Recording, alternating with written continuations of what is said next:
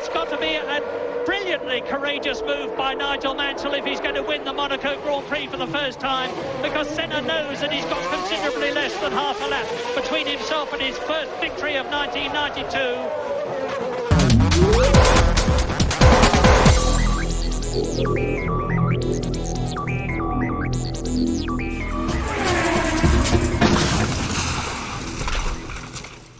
Look, this is absolutely sensational. Nigel Mansell in the pits. Nigel Mansell's been in for a pit stop. He's put on tyres. New tyres. He must have lost the lead to Senna. And dear oh dear, what a turn up for Mansell. I wonder why that happened, but in the meantime, there is the new race leader. Now Mansell just up to speed. There is Mansell behind. Coming down, he's got two back markers between him, but Mansell only just failed to make it out of the pits in front of Senna. Jonathan will give us news as to why he came in.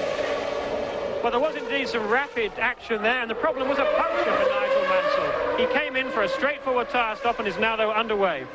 Oh, what cruel luck for Nigel Mansell. Now, Senna in the lead. There is very little doubt in my mind that Mansell, as long as that set's a good one, will catch Senna in the 7 or so remaining laps. But getting past him will be another matter even in the Williams-Renault, and it won't. Life is not going to be made any easier by having these two back markers in front of him. Now, Senna may get reward for hanging on in there for so long. But certainly he would think this is a pretty lucky win if he can do it. But at last, we've got an exciting finish on our hands. Ayrton Senna into his 73rd lap, and he's leading Nigel Mansell by 5 seconds, with Mansell having to leave the pit lane and speed up. Now, Nigel Mansell, of course he wants to win this race, but in fact if he finished second, he would still be commandingly in the World Championship lead, but he's certainly not giving in there, taking Eric Comas, lap 73. After this, we've got lap 74, 5, 6, 7 and 8, with the possibility of Ayrton Senna winning a Grand Prix for the first time since Australia 1991, having been beaten, of course, on the first 5 in South Africa, Mexico, Brazil, Spain and San Marino by the man who is second to him now. Bitter, bitter luck for Nigel Mansell. There he is in second place. Now, let's see as Senna goes through at the end of this lap whether Mansell has lapped faster on the first flying lap that he's had since he left the pit lane. I just get him through the pits now because Ayrton Senna will be coming past our position shortly. He has just done so, and Senna has gone through. Nigel Mansell is exiting the Rascasse up towards the start and finish line into lap 74. And so it's down to 4.3 seconds, but I can't see Mansell catching him. Well, he's going to catch him. New lap record for Nigel Mansell. He's got fresh tyres on, obviously. Tremendous grip advantage. And he really put his life in, or his race in Eric Comas's hands when he went through at the Mirabeau. Then he came from a long way back, so he's in real racing, charging mood, Mansell. And there is the new lap record captured up, and that's knocked a whole second off, well, just more than a second than Mansell's previous fastest lap. Remember, he's got fresh tyres on, maybe an absolutely crucial advantage in the battle to get past Senna, but Senna can and will, I'm sure, make his McLaren grow immensely in width when Mansell catches him. Mansell will catch him by the end of the next lap, I would have thought. Mansell absolutely flying. About halfway around the next lap at this rate. This is really exciting stuff. This is coming up towards the end of lap 74 in this 70-lap race, 78-lap race, and you're looking at the first and second place man. Nigel on fresh tyres, he's got an advantage there, but as James has said, the Brazilian will be able to position his McLaren-Honda all the way round the circuit to make it desperately difficult for Nigel Mansell to get past. And there's another new lap record for Mansell, 1 minute 21.598, which is nearly 2 seconds faster than the previous lap record and quicker than Brundle. They're coming down now to Lowe's again. getting very close to sort of qualifying speed. Mansell, back marker in front of Senna. It'll be crucial for Senna to get past him. It's Dallara and JJ Leto. He's quite experienced, but could be excused for not knowing what's going on, and that we've got a major battle for the lead right behind him. Senna.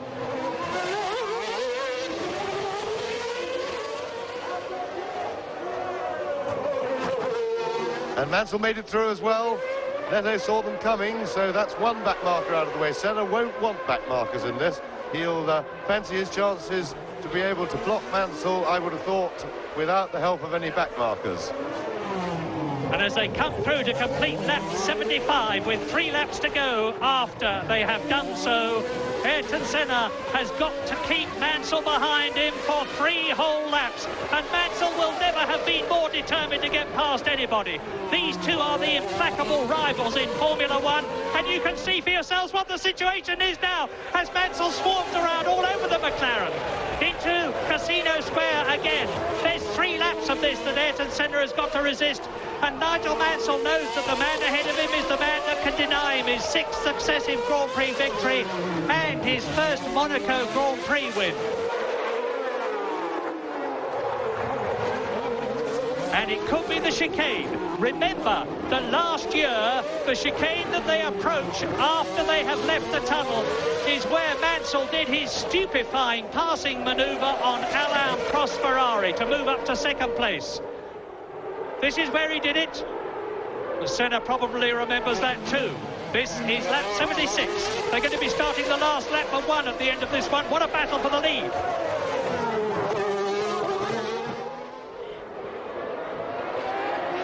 Senna closes the door. Out of the swimming pool.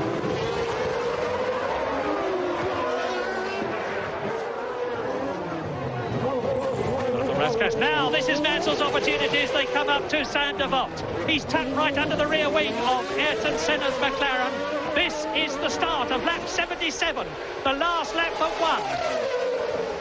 1. Even if Mansell doesn't get past Senna, and he's going to have a job, this is going to be probably the closest finish we've ever had at Monaco. And this is really tremendous stuff.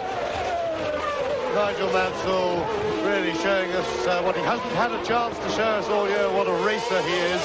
And this is it. And Senna, all his skills involved. He's got a much slower car, courtesy, quite apart from the different relative performance of the actual cars. He's got very clapped out tyres on his car. Mansell's got fresh rubber on, all the grip in the world, but this is narrow, this is Monaco. And it will be a major achievement if Mansell can get past. Right with him, Senna blocking away and sliding a lot, Senna knocking it down. And he almost came to a dead stop there. Mansell weaving this way and that way, but Senna won't let him past. He's got the racing line, he's going to keep it. This last lap coming up, of course, is going to be the crucial one. See, Senna's just got to put his car in the right position, and there's no way the Mansell could get through, and it won't be at the Rascasse. It could be at Saint-Devote again. But Senna demonstrates that Honda have caught up with Renault as terms of engine power. Mansell said they had yesterday, and Senna actually pulls away a little bit last lap. You can see how careful Senna is as he exits the Rascasse. He doesn't hurry through it. He gets the car pointed and gets on the power very early, and that's protected him each time. And Senna through the Casino Square, down the hill to Mirabeau is an important point, but he's got just enough breathing space there from Nigel Mansell, and it's going to be from the chicane onwards. No passing here, down to 48, not into the tunnel. Senna early on the power, I'm sure. Now through the bend in the tunnel. It's got to be a brilliantly courageous move by Nigel Mansell if he's going to win the Monaco Grand Prix for the first time, because Senna knows that he's got considerably less than half a lap between himself and his first victory of 1992. This is the swimming pool. It's only the left here, the right again, the left, and into the Rascasse. And I do not see how Mansell, even Nigel Mansell on fresh tyres, is going to be able to get by. He can't. Ayrton Senna has won the Monaco Grand Prix, almost certainly, as he exits the Rascasse. Mansell closes, but it's too late, and Ayrton Senna wins at Monaco for the 5th time in 6 years. An incredible achievement, and I think he's blown his engine as he does so. And a supreme disappointment for Nigel Mansell, but look at him waving. I'm sure he is thrilled because Nigel Mansell showed us his great qualities as a racer, and that was tremendous stuff. Unlucky for Mansell, he so much wanted the win, but he did himself tremendous credit there, and a really fabulous finish to the Monte Carlo Grand Prix. Way back, but with no discredit to him or to McLaren-Honda. I'm afraid it was, as far as Nigel Mansell is concerned, once again, bad luck that defeated him. Once the last 5-6 laps, I realized I was in the lead. I had nothing else to give. The tires were completely worn out. They were good for the whole race, but they were worn out at the end. There was no grip. And he had new tires. He was coming for everything. So I knew he would be in for a major one in the last 3 laps. But it was exciting, but very difficult, because he was several seconds faster than me for every lap. And I had no grip to put the power down, so it was like on ice driving around. And fortunately, I think we were only 3 or 4 laps that way. Thank you, Ayrton.